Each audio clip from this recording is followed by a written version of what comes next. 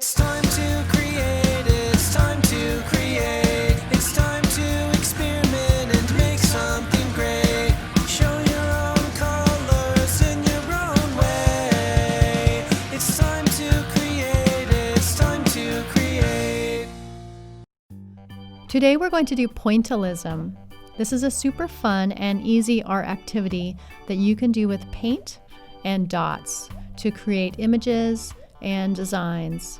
And pointillism was a technique developed by Georges Seurat in the 1800s as part of Impressionism.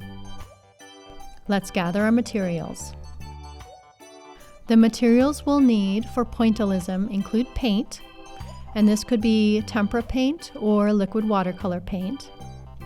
And you will need sturdy paper or cardstock, and you will need something to make your dots with.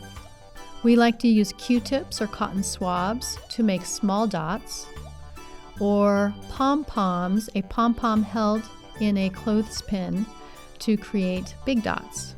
You can also find other things around the house to make your dots. Cotton balls work okay for large dots.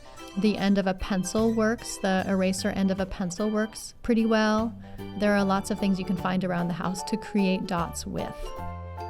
Let's set up for success.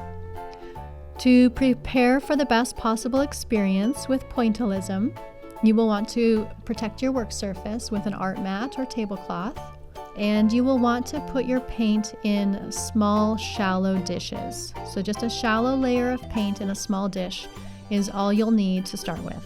And we like to use maybe 3 or 4 colors of paint at a time. Let's create.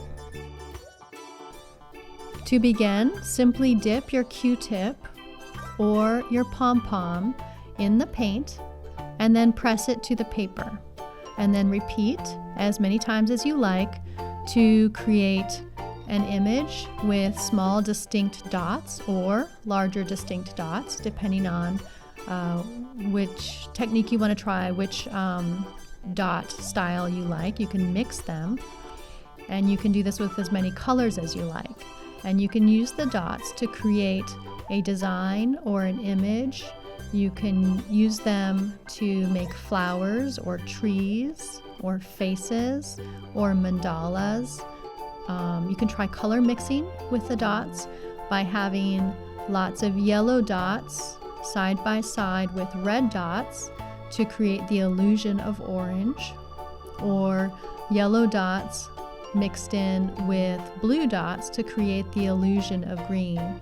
And this illusion is best seen when there are lots of the dots together, and when you stand back a bit and look at the painting from a bit farther away.